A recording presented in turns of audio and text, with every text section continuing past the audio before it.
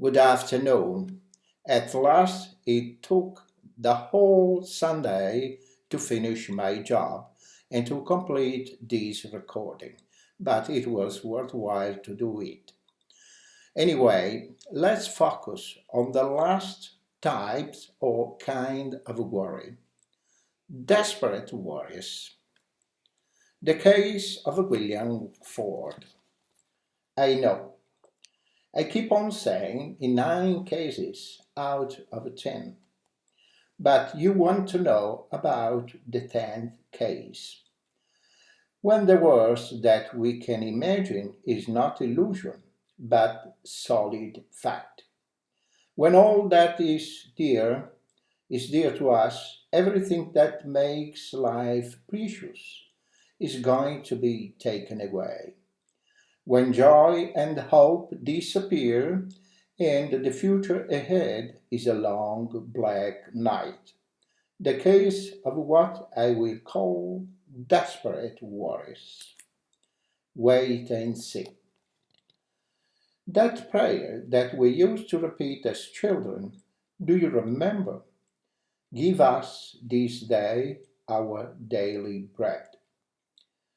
How well we know those words, but do we understand their implications? Can we possibly understand and still worry? For what does it say, this prayer? Nothing about the stale bread of yesterday.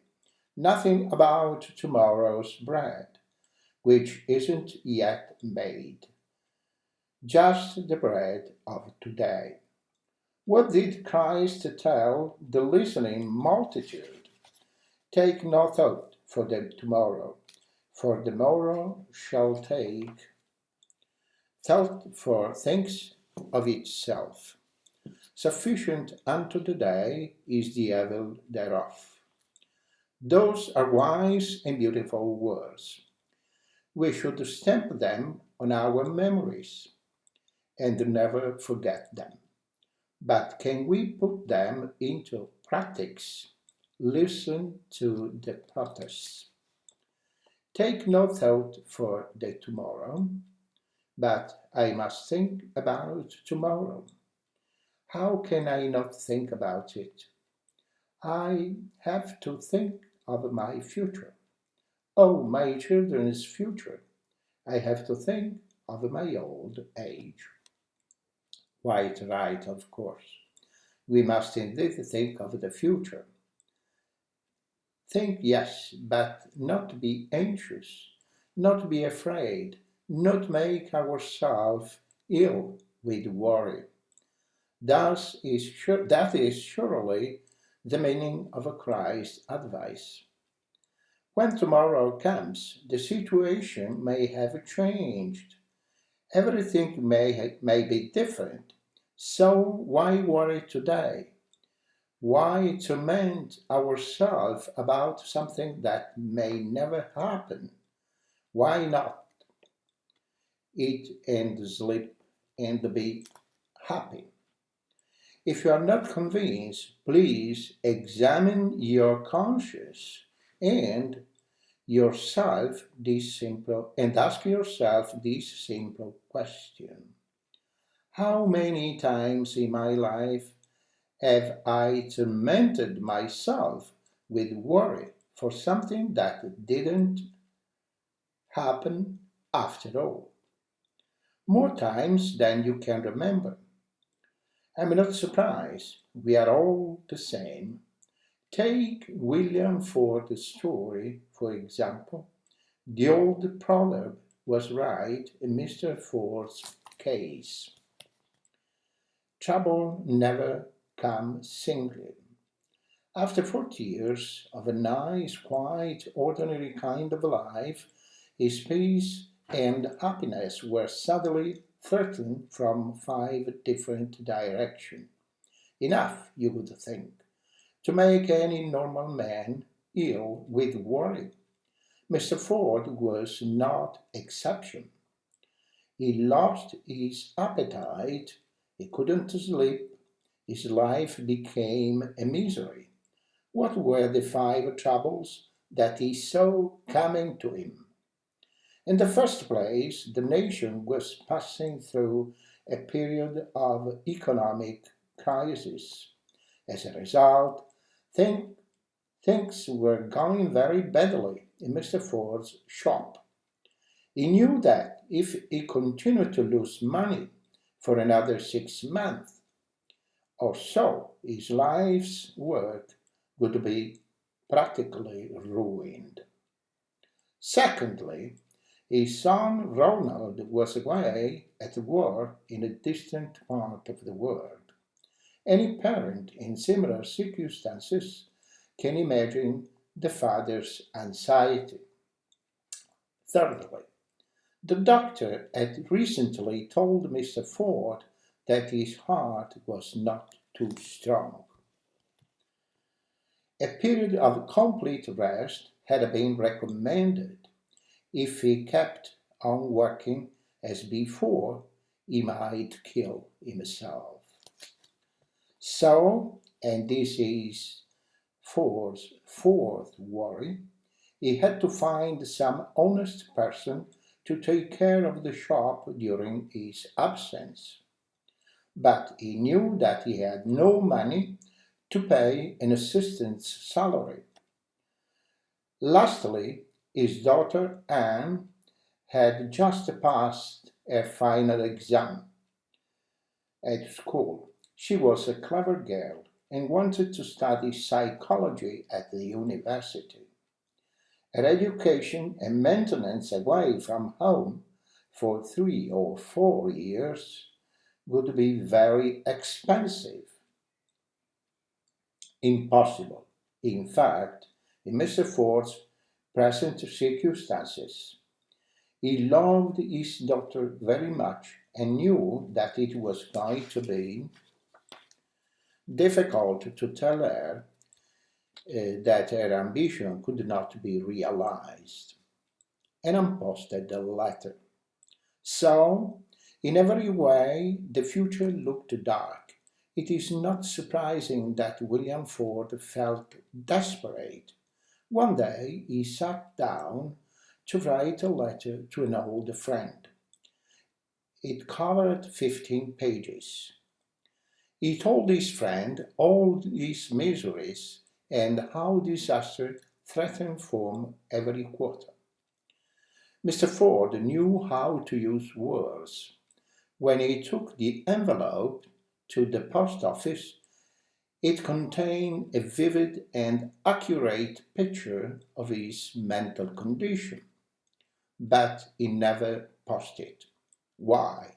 Because while he was buying the stamp, he suddenly thought to himself, why trouble my friend with all this? He can't help me. It will only make him unhappy. So he went home, put the letter away in his desk with his personal papers, and forgot all about it.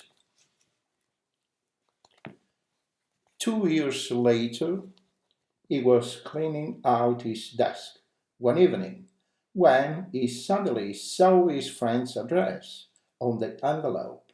He opened the forgotten letter and read it through from the beginning to the end with the greatest possible interest. This, he remembered, was the written testimony on the worst period of his life. William Ford smiled as he read. Why? Because not a single one of the things that had worried him so much had happened. If you ask him, he will be happy to give you an answer about it. The shop, Mr. Ford. Things couldn't be better. That crisis, it wasn't so bad after all. It was over in a few weeks. Now, my profits are getting biggest all the time.